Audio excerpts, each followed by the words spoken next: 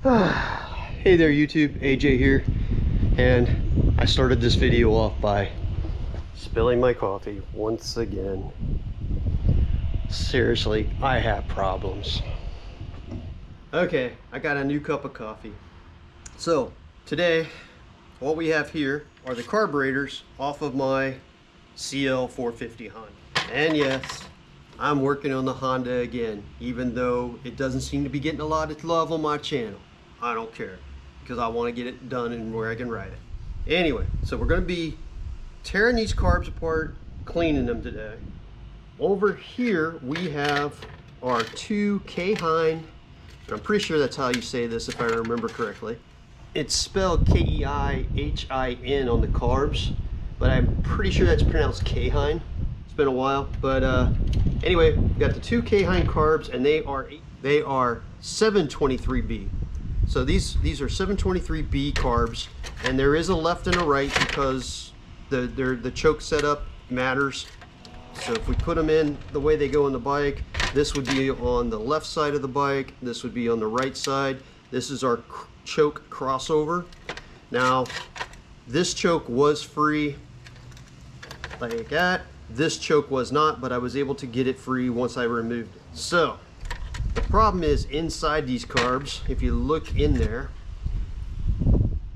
hopefully you can see that. I can't tell if you can or not, but there's a slide in there that also has to be free, and I cannot tell without taking it apart if it's free or not. The throttle linkage is all free on both carbs, but we're going to just take them apart. These have been sitting for 25 years. So we're just going to go ahead and take them apart and clean them and make sure they're all in operating condition. I'm not anticipating having to change jets or replace any parts really, because the bike is low mileage unless it's got super corroded. Also, while we're doing this, I took off the petcock and got it soaking. It works freely, but it does. Yeah, it goes. It works freely as far as switching from reserve to off to on. But I did want to take it apart and clean it and make sure everything's good in it, because the hoses weren't on there and there was mud gunked up in one of the ports. So we're just going to clean that out too, but we're going to put that to the side right now. Now, to start off, I kind of prepped myself. I've got an egg carton to put pieces in. Inside my egg carton, I split it down the middle for left and right, and then I also labeled up here on the lid what each one of these cups is for, and it's labeled 1, 2, 3, 4, 5, 6, and same over here. And what we'll be doing is, as we take this apart in these steps, we will put the pieces from each step in the same compartment, so it'll assist us in putting it back together and make it easier. Just kind of reverse, go 6, 5, 4, 3, 2, 1. So hopefully that all works out right. All right, so we're going to start with our left-hand carb. First thing we're going to do is pop off the lower bowl, like so. Came off pretty simple. It's not horrible, but there is some gunk down in there. We got our float. Our float is stuck. That's not good. All right. It's got like almost salty residue in there. All right, let's spray our float in these jets. Get those soaking a little bit. Okay, hopefully we can get our pin for our float to push out. Can't find my little tiny driver. Oh man.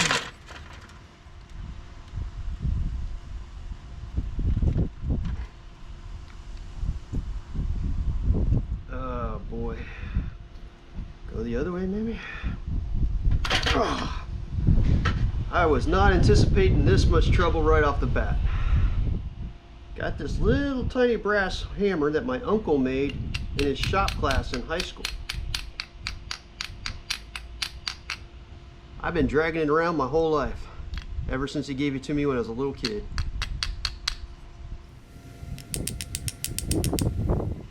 Well, I can definitely say these carbs wouldn't have worked. That float is stuck. I honestly don't know how I'm going to get this loose. Let's see if we can fish our seal out of there. I do have new seals for this because I wasn't expecting them to be any good. Oh, it just chunked up already. Nope. That seal is not going to be good.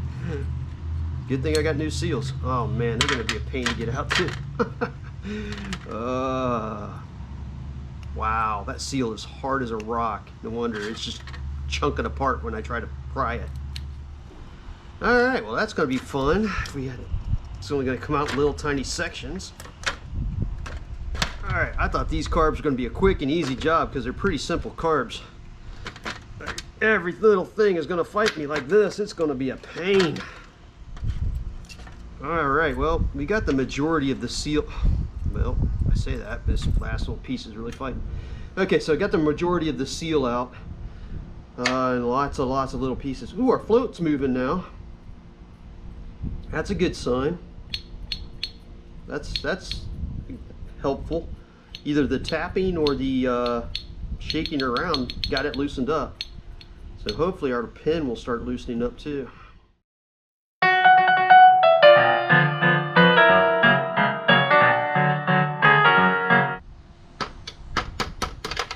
Ha! Oh no! What the? Oh!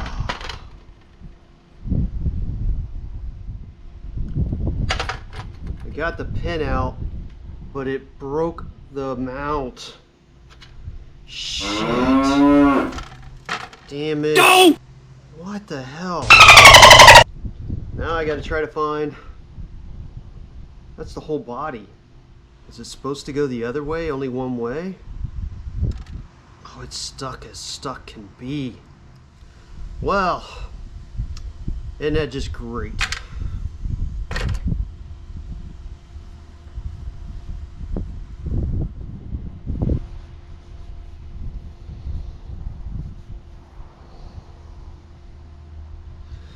Alright, well, got our float out. Put that in there with our float pin and our mount. I don't know how I'm going to fix that. Then we got our needle valve pin. And then we'll use a 10mm socket to remove our needle valve seat. And it's got a little ring there with it. A little sealing ring. Set the bowl aside for now. Let's take off our top screws, see what more joys we can uncover. Gotta clean out the crosshead on this one. It's pretty gunked up.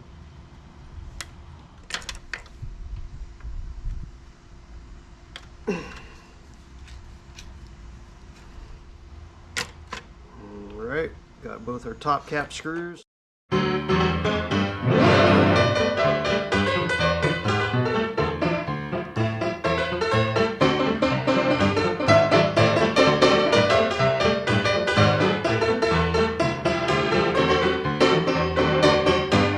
Okay, it's time to see what these look like. They've actually been soaking for a couple of days.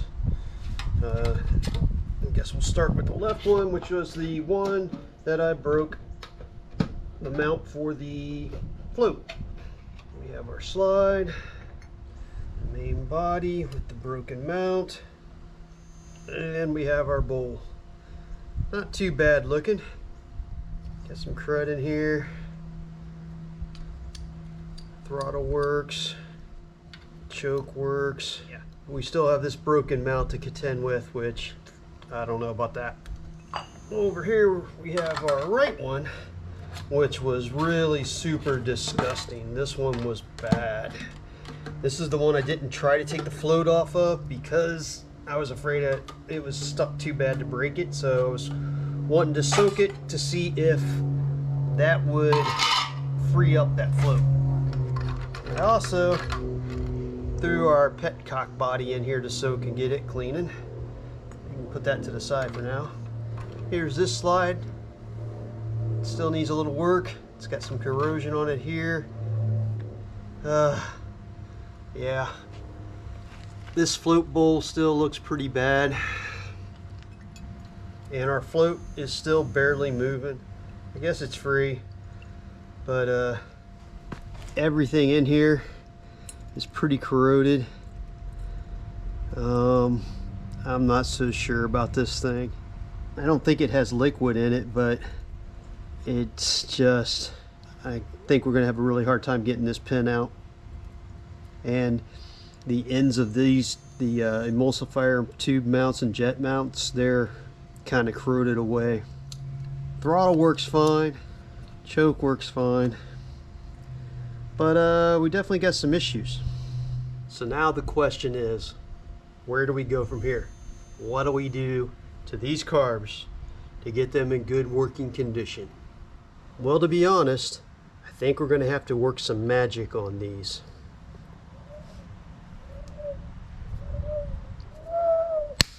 And just like that, we have new carbs.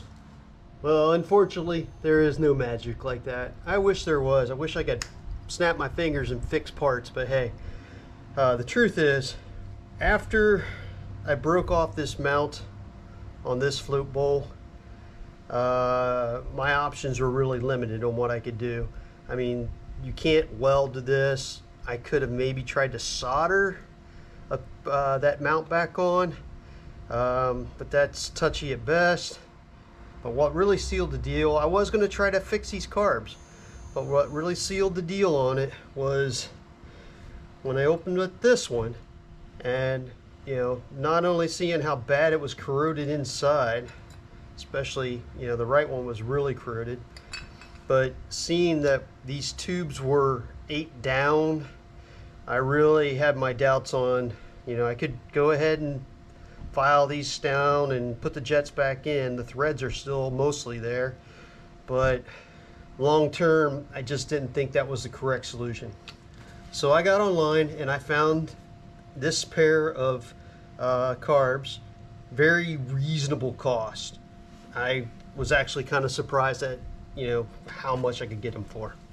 Only set of these carbs I could find too, but other than without paying like $500 for a pair, which I'm not about to do. If it'd been $500, I would have put the money in that. However, these were under $100 for the pair.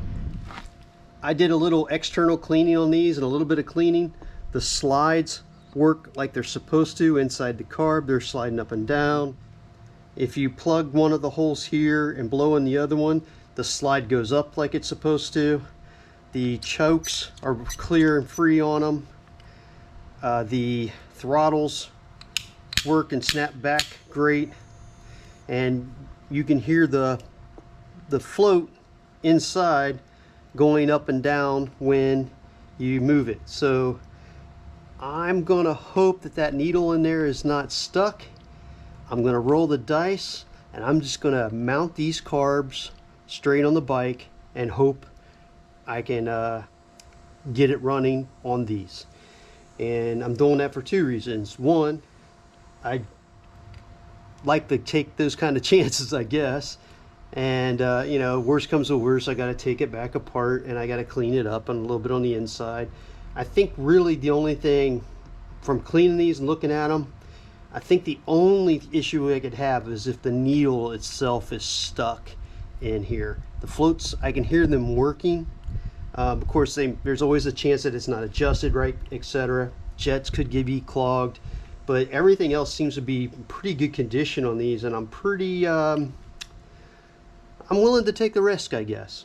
The other reason is I got to go out of town next week, so I'm losing time to work on this bike, and I'm trying to get it ready. I'm trying to get it running by October 4th and 5th. So we're gonna roll the dice and hope that these will work. So let's get these onto the bike. Putting on the carburetors is pretty simple. You have this flange that goes into this rubber mating flange, and you have a band clamp that tightens it down on there. However, I did just notice, fortunately, that the fuel inlet barb fitting that goes in here is missing. So we got to go rob that out of another carb and put it in here. Okay, so the reason I noticed that came loose was I know that these already have a tendency to come loose from time to time.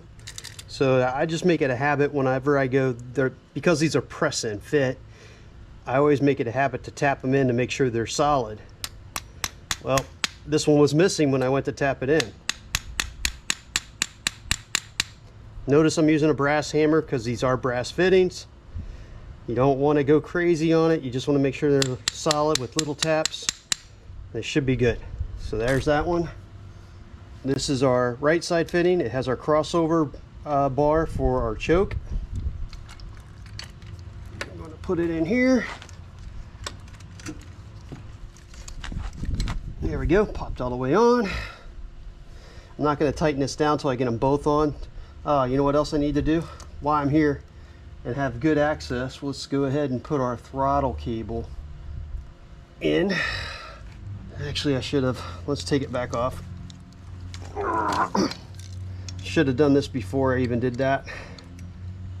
While we can do this, go ahead. We want this. We want to make sure we have this all the way where it'll close. And it's not quite all the way down, but that's our cable's tight. So we're going to go ahead and leave it at that.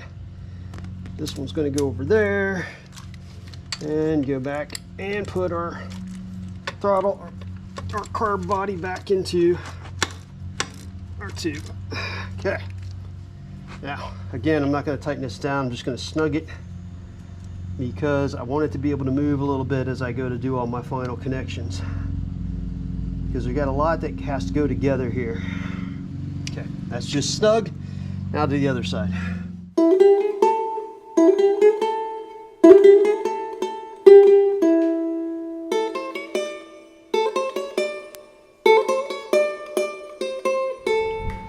Okay, I had to take this one back off for two reasons. One, I need to make sure I put the fuel hose on this one first because it's going to be very hard to put it on after the fact.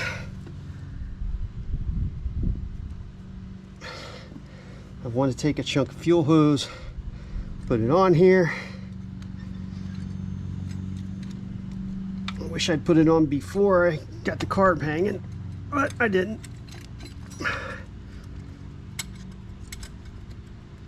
Okay, get our clamp in place. Now the other thing I didn't do was I didn't put our crossover choke bar into this tab. So we got to do that as well. Okay, body's on. Rubber hose. Can't see it. Oh, come on.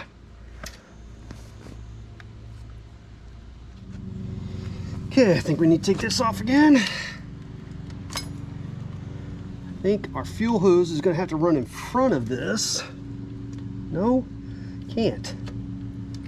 How the heck is that going to go on there?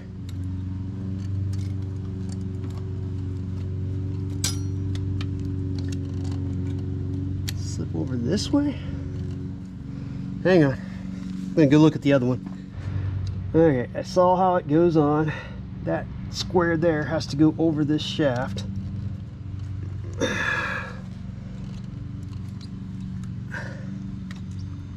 Okay, except for it rubs on the fuel hose, so we'll have to figure out a way to get it not to do that.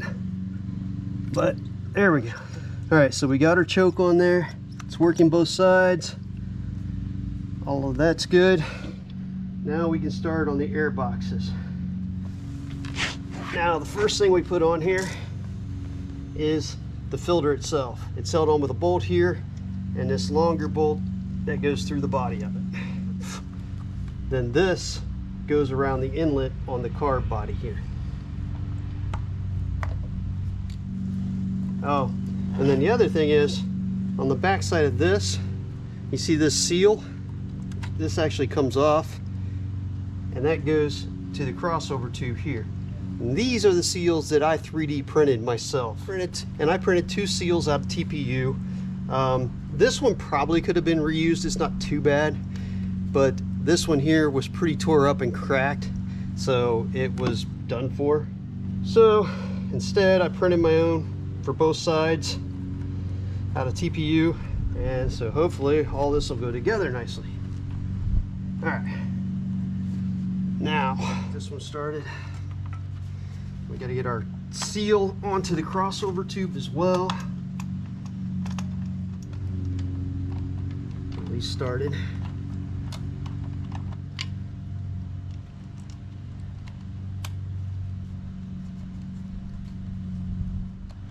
All right, I'm gonna take this back off because I can't get that seal to line up. It might be easier if I put the seal on the crossover tube first.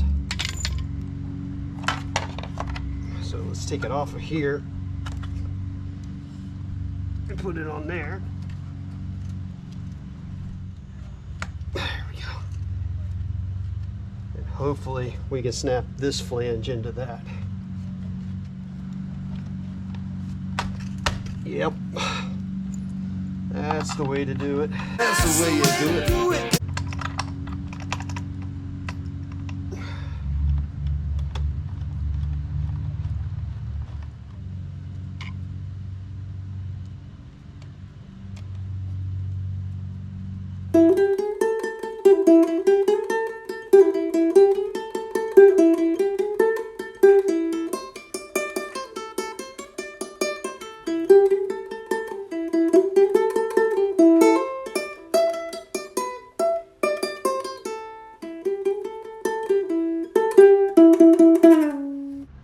Okay, well, I finally wrestled the air boxes on.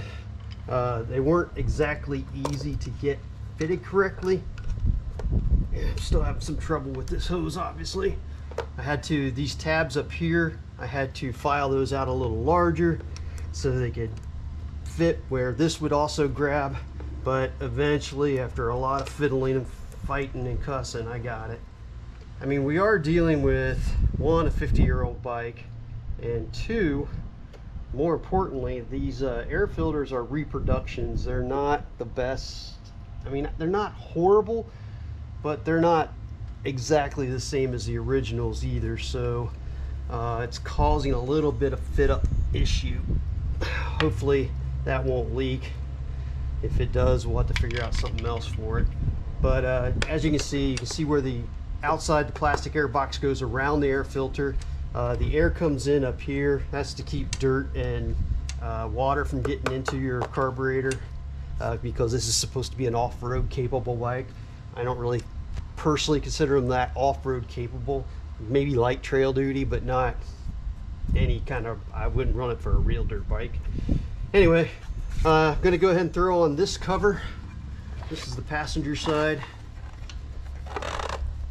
This one I can get on and off fairly easy. The other one, you got to take the pipes off to get to it, get it off. I do need to get proper hardware for this badge and cover bolt. This one doesn't reach in long enough, and it's not the right size. It would do if it was long enough, but for now, we're going to call the carbs done. We do have to clean out our fuel tank and get it on here, and we'll be ready to see if we can get this thing to start. Got some stuff to do before that, but that's going to be the goal moving forward. Everything we do now is going to be moving towards the issue of getting this thing started. So next time, that's what we're going to be working towards, is the goal of getting this thing running.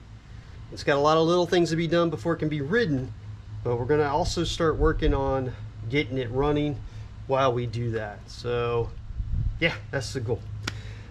If you are enjoying the motorcycle project, there might be a few of you who seem to be watching it consistently. Great, thank you for watching, I appreciate it. I know it's not been the most popular videos on my channel by a long shot, so it's kind of funny how bad, but you know, it is something I got a goal to get done. Parts are going back on it now. I think we're going to get there sooner than later. So until then, YouTube, later.